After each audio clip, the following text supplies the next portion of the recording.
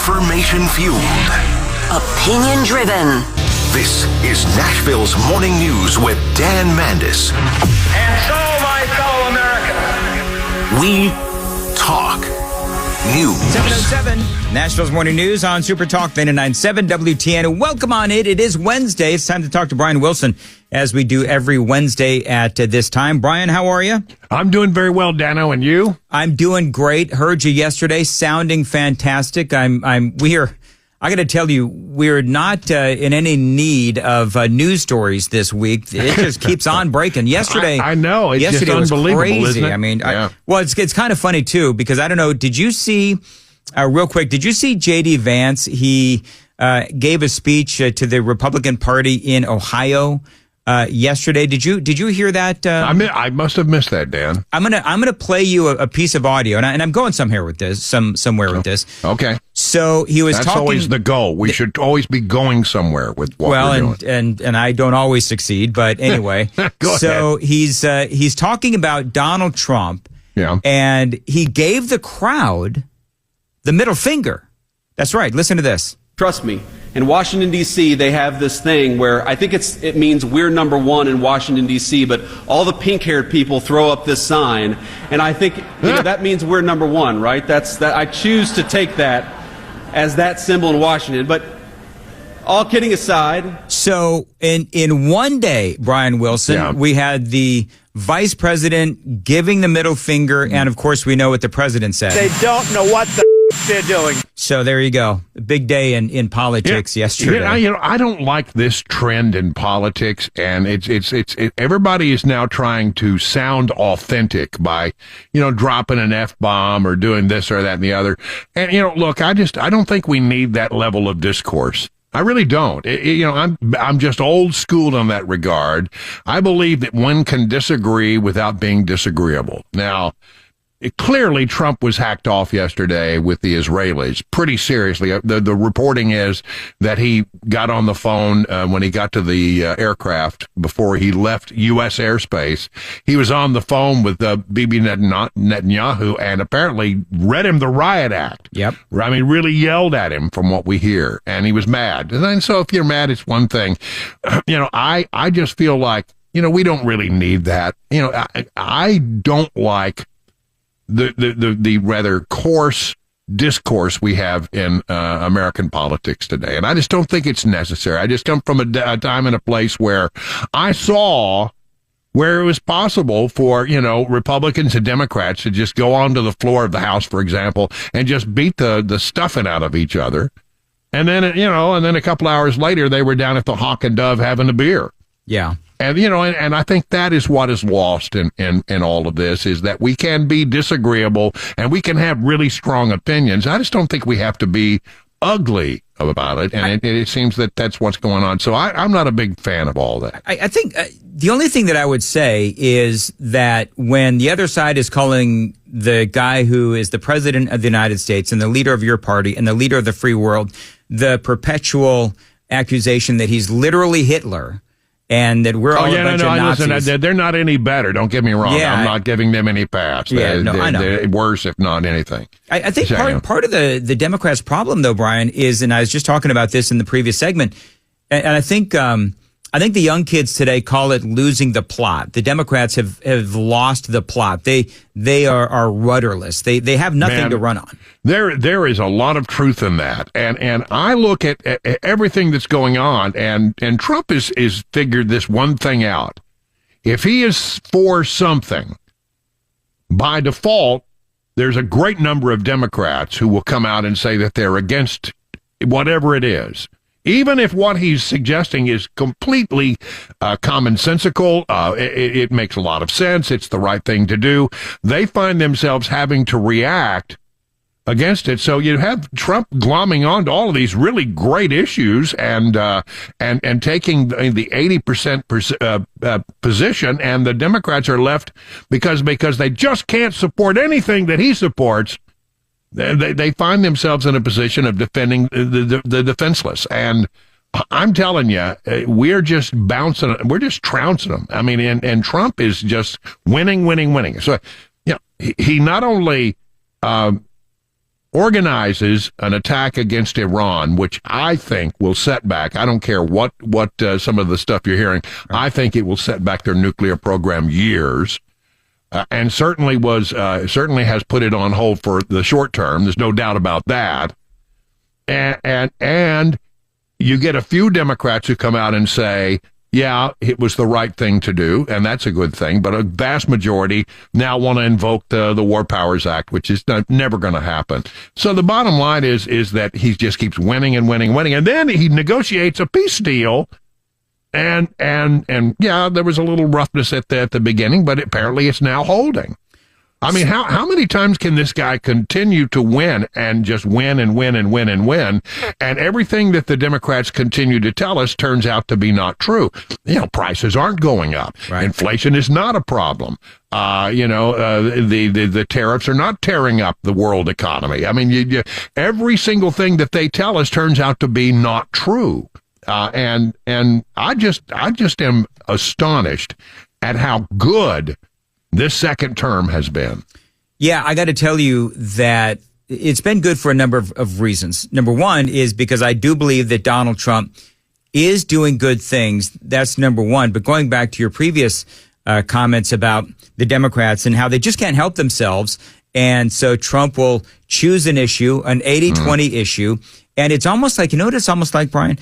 It's almost like Trump is saying, go ahead, make my day. Absolutely. To the Democrats. Yeah. And they can't help themselves. They just can't help themselves, and he knows it, and he's playing them. He's playing them so effectively. It's really quite something to see. And part of what I want to ask you, because it is stunning how knowing what Iran stands for, knowing what they do, for example, and I don't want to belabor the point, but I've made this point a couple of times, where knowing what Iran stands for, their views on homosexuality, as they do the most horrific things, not only to homosexuals, but also to women.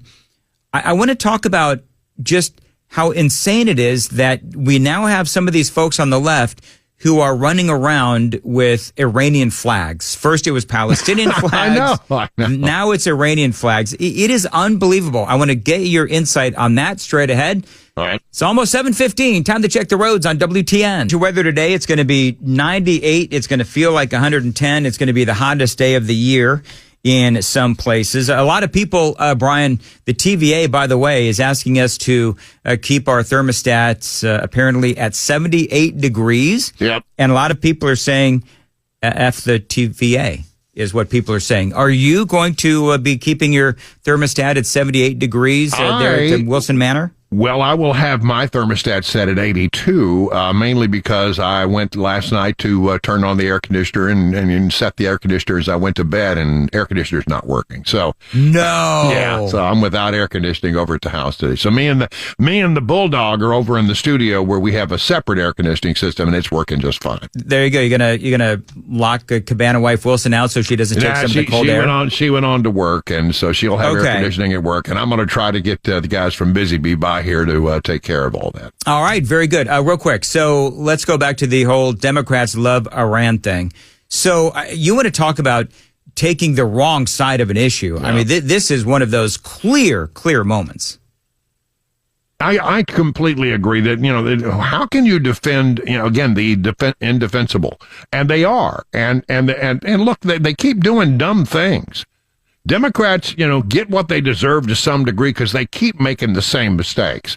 Witness what happened in New York City last night with the Democrat primary. You've now got a socialist who's going to be the Democrat nominee. I mean, an absolute socialist who's going to be the Democrat nominee for mayor in the city of New York. It's like they don't learn anything. No, and I thought it was interesting. Guy's a Democrat socialist. I think he checks a whole bunch of other boxes as well. Incredibly, he's straight. But other than that, there's a whole bunch of boxes that he checks. I want to play you some audio because you, of course, used to have a place in Florida. This is, need some audio, KGB. This is Ron DeSantis, of course, Florida governor, talking about what this is going to do to the property values in Florida. If this socialist mayor candidate wins in New York City, you're going to see real estate values skyrocket even more in Palm Beach because people are going to get out of that city. As bad as de Blasio was, This guy is like going to be way, way worse. He doesn't think that you should have law enforcement in dangerous parts of the city, that you should send in social workers. See how that works out for you. It ain't going to work out well. So, they've made a lot of really dumb decisions, and we've benefited from it. I mean, you get to the point, Brian, I don't know where you stand on this, but you get to the point where it's just, you know what, if this is what New York wants to do, let it burn. Yeah, they're on their own. I mean, that's the thing. It really, you shake your head and say, as bad as things are there, and as much complaint as one has heard about the way things have developed in New York City, you would think that they would say, maybe we need to go a different direction. Yeah. But they don't. Real quick, NATO, I want to get this in, because I know that you've covered, Washington, D.C. and national politics for years. Are you as amazed as I am that not only did they decide to go ahead and raise everybody's dues to 5% of their GDP, but they're actually thanking Donald Trump for pushing them to do so. Pushing to do it, and it needed to be done. It absolutely needed to be done. But, again, another example. He goes there and he gets NATO to pony up a lot more money, which they should have done all along. Sometimes all you have to do is ask. And it seems like Donald Trump is willing to say, hey, you know what? I want you to do this. Go do this. And if you ask, a lot of times people will come in. Why would you do it if nobody is asking you to do it? Mm-hmm. And exactly sometimes just the simple act of asking somebody to pony up some money or to do the right thing is enough. By the way, as long as I know we're running down on time, we got to get this in. Mm-hmm. There have been, you may have reported this extensively earlier in the program and I missed it, but the big story, Taylor Swift and Travis Kelce are in town. Oh, are they? They were down at, two stories that I found. Okay. Taylor Swift was at Jason Aldean's with Travis Kelce and they were partying. You'll be really impressed to know that she was dressed in a green and white checkered Hunter Bell top. Oh, good. And a matching skirt. Fascinating. Yeah, and then there was a tight end university event in Nashville that was organized by Travis Kelce, and she performed. Okay. So, you got to have the latest Tay-Tay news. I did not know that Tay-Tay was in town. Do you think she listens to Nashville's morning news? You'd be surprised. I found when I was in D.C., to my shock and stun, and I was amazement, that Nancy Pelosi listened to our talk radio, our conservative talk radio station. She did, because we caught her one day quoting something that had happened only on our program. Well, Brian, she is known to be a heavy drinker, so she probably listened to you guys. No, she did. Yeah. She did. All right, real quick. I want to see if Brian Wilson knows this sound. All right, I've got like 1 minute, Brian. Do you know this? I was confronted this morning. Do you know what this sound is? That's the sound of the deer in the wild. Okay, so that is a deer. Is that a hiss or a blow? I don't know. I'm not real sure. Okay, so I'm coming out of my home this morning to get here to the radio station. I turn the corner, and I come within 3 feet of a deer. It was almost like it was a deer in the headlights, and Brian. It's like barking at you, huh? Yeah, it did that. And so I said that this deer earlier today, you remember what this is like. So I said, the deer hissed at me, and I had a whole bunch of, Tennesseans like, they don't hiss, they blow. And I'm sorry, but to me, or bugle. Don't some of those animals bugle? I don't know if they bugle. I did, however.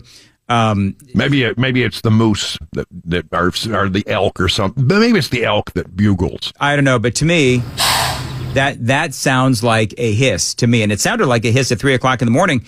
And by the way, this is just so we're all clear. This is what a mean deer, an angry deer, sounds like. This is, of course, a little deer. And this is a deer that has not had a very good day. It's because you asked the deer, how was your day? And it says, meh. Dan, I have a very real question for you. I have a very real one. How long did it take you to find all that? I did all that in a break because I'm a broadcast professional, although you'd never know it with this segment. I was really worried, like, this whole morning when I first got here and you were here, I'm worried it was going to be nothing but you were finding deer sounds. No. I had a lot of other stuff. I had a deer experience when I was in D.C. on the way to work at 3 a.m, and I was in a Mustang. I was driving a Mustang GT. Yeah. And a deer ran out in front of me on the interstate. I mean, it's like 15 lanes of open traffic and not another car, and here comes this deer out of nowhere and hit me. Yeah, it was a bad deal. So the deer hit you? Well, this is the long discussion. Do you hit the deer or did the deer hit you? Cabana Wife had a deer encounter not long ago, and she insisted that the deer hit her, that it wasn't her fault at all. They do hit you. One hit me. So when you say the deer hit you, does it hit you on the side as you're driving? Yeah. Like I can say if a deer is running in the street and it hits the side of your car, then the deer is hitting you. Right. But if a deer jumps out in front of you, you are technically hitting the deer. However, it's the deer's fault. Yeah, right? We're not saying it's anybody's fault. No, it's the deer's fault. Yeah. The deer doesn't see a bunch of headlights and a big thunderous car coming at it. It's I don't know. It's like I learned years ago about reporting car accidents. You never assign blame. You say 2 cars collided. So a deer and a car collided, and we'll just leave it at that. Okay, fine. Very good. And also, by the way, Brian, a black cat right here at the radio station walked right in front of me this morning out in the parking lot. Well, your day is just doomed, man. Why did you drag me into that mess?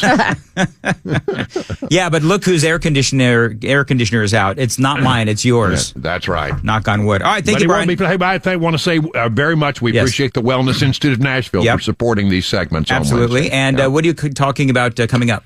Oh, a lot of the same things that you and I just discussed. I'm going to be talking about how it's win after win after win after win. Mm-hmm. And, of course, we'll see if we can get anybody to tell us more about Taylor Swift's surprise visit in Nashville.